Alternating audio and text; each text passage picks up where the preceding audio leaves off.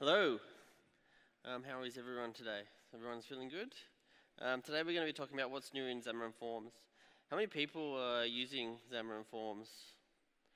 How many people are just thinking about using Xamarin Forms? Okay, so we've got about half-half. So who's this guy that's talking? Just tell you a little bit of story of how I actually started with Xamarin. It was about 5 years ago. My boss came to me and said, "We need to build an app. We need a mobile app." And that time I was a JavaScript and HTML5 developer. So I thought, JavaScript for the win. So we went and started using Cordova.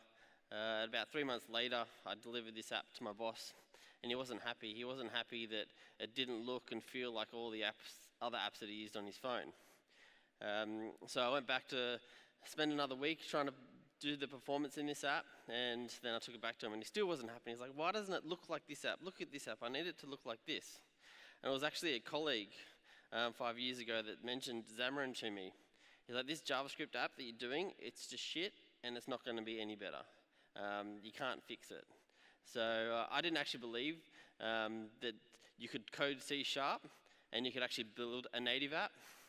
But my colleague went and downloaded it, and maybe 4 or 5 hours, or by the end of the day, he'd had this app that looked and felt native.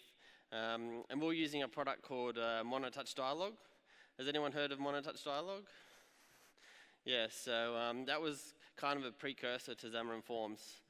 When Xamarin Forms first came out, I thought it was going to be something similar to Monotouch Dialog, which it kind of was, but none of the code was taken from Monotouch Dialog, and it was didn't seem to sort of land as well as Monotouch Dialog did originally. But it's a lot better than it was when it started. So I'm a Xamarin MVP. I do lots of blogging on Xamarin. I like to talk about Xamarin and blog on it. And I have a company where we do Xamarin all day and night, build lots of apps. So Xamarin Forms is less buggy. So when Xamarin Forms first came out, it's debatable whether those bugs should have been there in the first place. But if we actually look at how many bugs have been solved, there's been over 1,800 bugs resolved since Xamarin Forms was first released. It's faster. Some people might say that it isn't fast, but the stuff that they've actually done in the last 18 months has made it a lot faster than it used to be.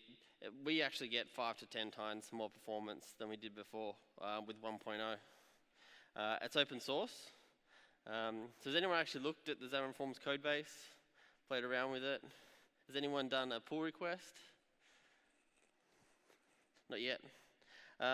So I'm actually going to go back and look at some of the things that were out about 18 months ago, just for the people that might have only looked at it 18 months ago or when it first came out. I might just jump into some code straight away to have a look at these. One of the things, well, just for the people that actually haven't seen a Xamarin Forms project before, I'll just take you through this project quickly. So this is a typical Xamarin Forms project. I'm using Xamarin Studio on the Mac. But there's actually Visual Studio for the Mac, but I haven't been using it just because there's some few plugins that are working with Xamarin Studio, but not with Visual Studio yet.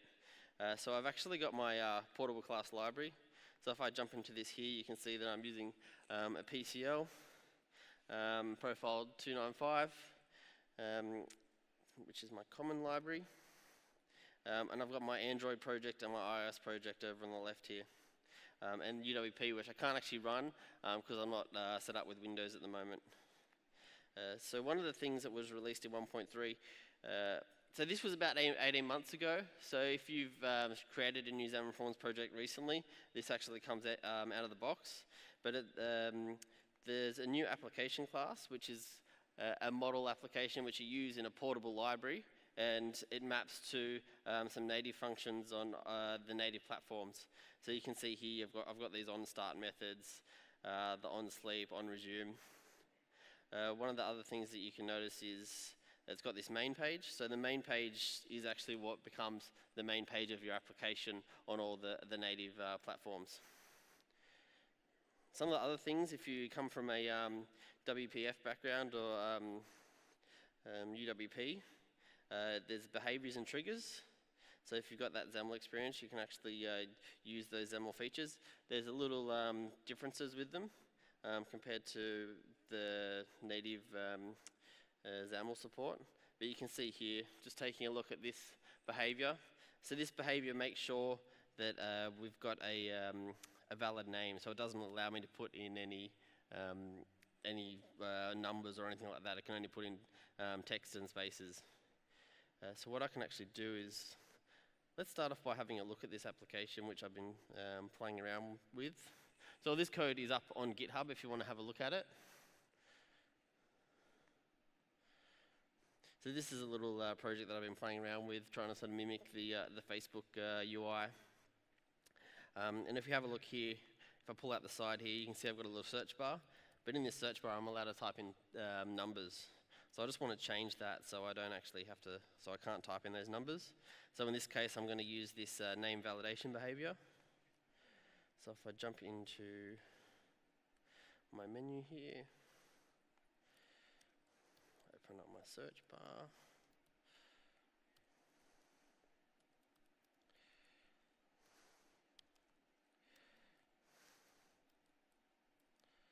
And it's going to come up for me.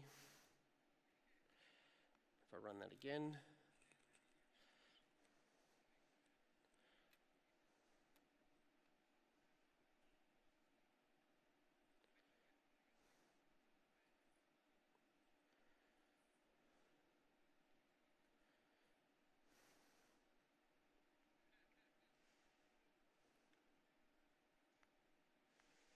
so I'm trying to type in letters, numbers there, and it's just not working. So it's some nice, nice to have XAML features there.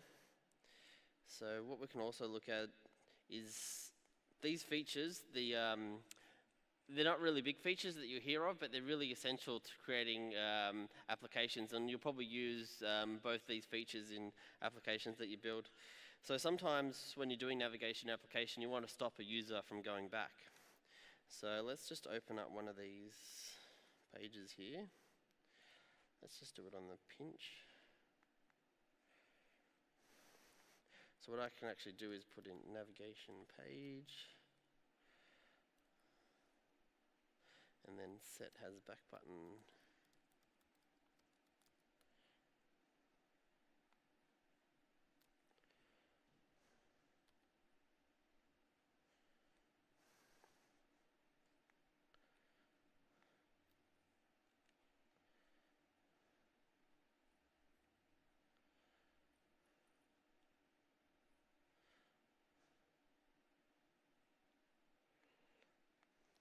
So you can actually see up here that there's no back button on the top left, which is cool, so we can actually control what the user's doing.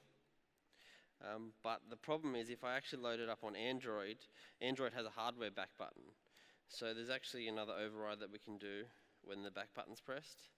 And if we return true there, then that's actually going to stop the Android back button from just going back automatically.